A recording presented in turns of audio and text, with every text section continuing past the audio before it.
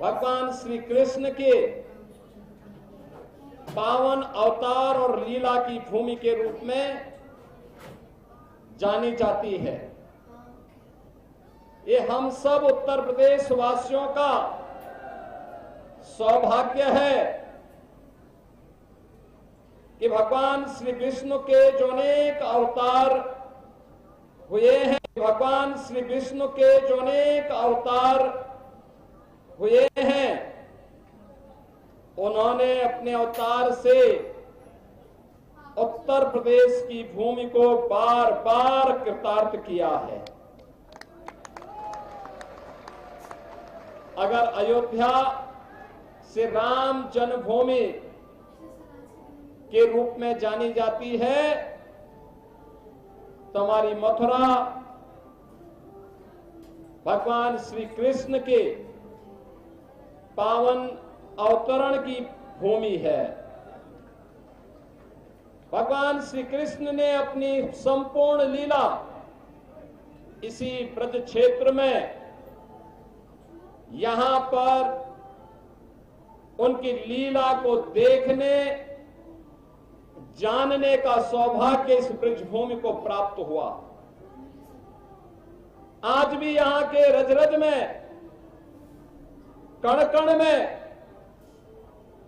श्री कृष्ण की भक्ति, राधा रानी की शक्ति के दर्शन इस ब्रजभूमि में हम सबको होते हैं।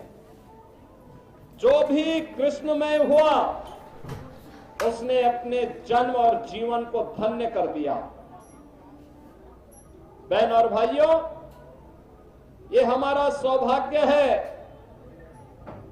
कि मुझे पिछले 8-9 वर्षों से हर वर्ष 2 बड़े आयोजनों में यहां पर साक्षी बनने का अवसर प्राप्त होता है।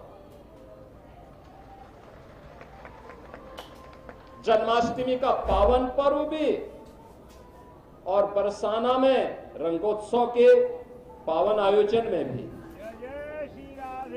और इसीलिए हमारी सरकार ने तय किया कि हम लोग मथुरा, वृंदावन, बरसाना, गोकुल, बलदेव, गोवर्धन और राधा कुंड को तीर्थ के रूप में उसकी पौराणिक मान्यता को फिर से बहाल करेंगे। डबल इंजन की सरकार प्रधानमंत्री मोदी जी के मार्गदर्शन और नेतृत्व में इस पूरे अभियान के साथ पूरी प्रतिबद्धता के साथ लग करके अपनी आध्यात्मिक विरासत के संरक्षण के लिए और श्रद्धालु जनों की सुविधा के लिए अत्याधुनिक विकास के लिए प्रतिबद्ध है। ब्रज क्षेत्र के विकास के लिए ब्रज तीर्थ विकास परिषद यहां पर कार्य कर रहा है। सभी माननीय हमारे जनप्रतिनिधिगण मार्गदर्शन दे रहे हैं और कृष्ण कन्हैया की कृपा जो है, यह क्षेत्र विकास के नित नए प्रतिमान को स्थापित कर रहा है। आज उत्तर प्रदेश अपनी आध्यात्मिक विरासत और अत्याधुनिक विकास के लिए देश और दुनिया के अंदर एक नए प्रतिमान को स्थापित कर रहा है। और आज ये मेरा सौभाग्य है कि जन्माष्टमी के अवसर पर मुझे स्वयं कहना कि इस पावन जन्मस्थली पर आने का सौभाग्य प्राप्त हुआ है। आप सभी के दर्शन भी हुए। आप सभी को मैं एक बार फिर से पूरे ब्रज वासियों को, मैं पूरे प्रदेश वासियों को आज के इस पावन पर्व पर मैं हृदय से बधाई देता हूं।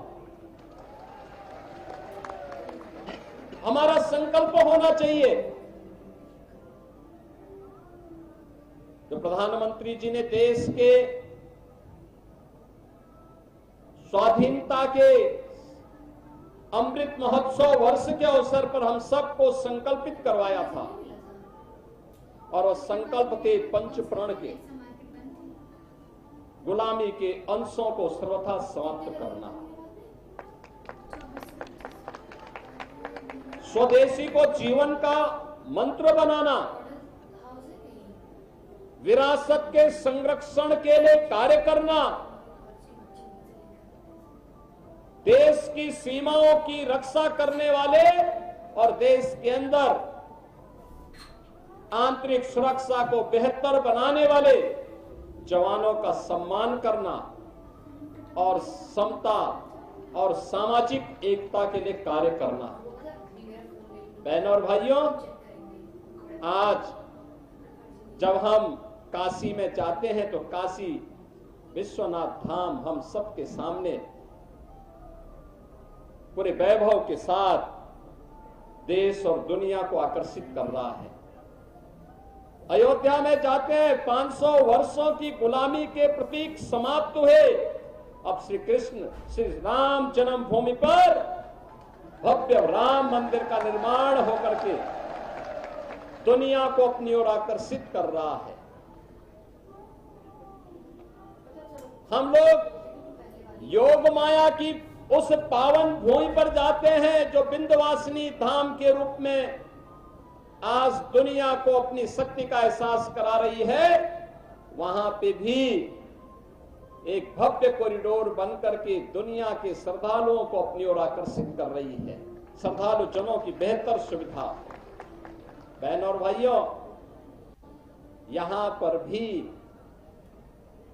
श्रद्धालु जनों को, आने वाले कोटि कोटि श्रद्धालु जनों की सुविधा के साथ ही 5000 वर्ष से अधिक की पौराणिक विरासत के संरक्षण के लिए आधुनिक विकास की प्रक्रिया के साथ जोड़ने के इस अभियान के साथ हम सबको मिलकर के कार्य करना होगा।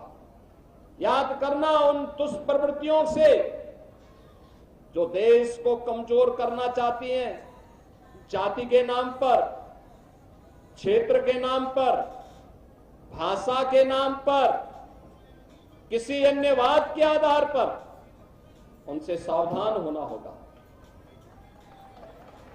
गौ संरक्षण के लिए अपने आप को समर्पित करना होगा और गौ संरक्षण का आदर्श केंद्र भी आज के दिन पर हमारा ये मथुरा वृंदावन बना हुआ है।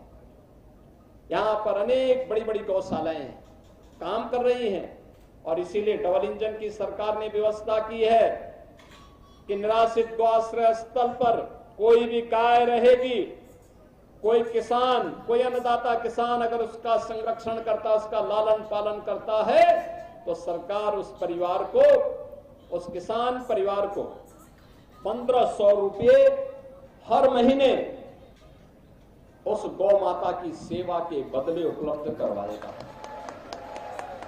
16 लाख से भी गौवंश का संरक्षण वर्तमान में प्रदेश के अंदर किया जा रहा है।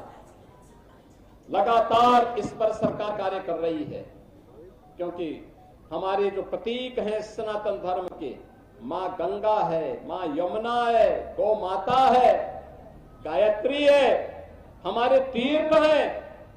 जब तक ये है सनातन का ध्वज ऐसे ही दुनिया का मार्गदर्शन करता रहेगा, विश्व बंधुत्व के भाव के साथ दुनिया को एकता और शांति और सौहार्द का मार्गदर्शन करता रहेगा।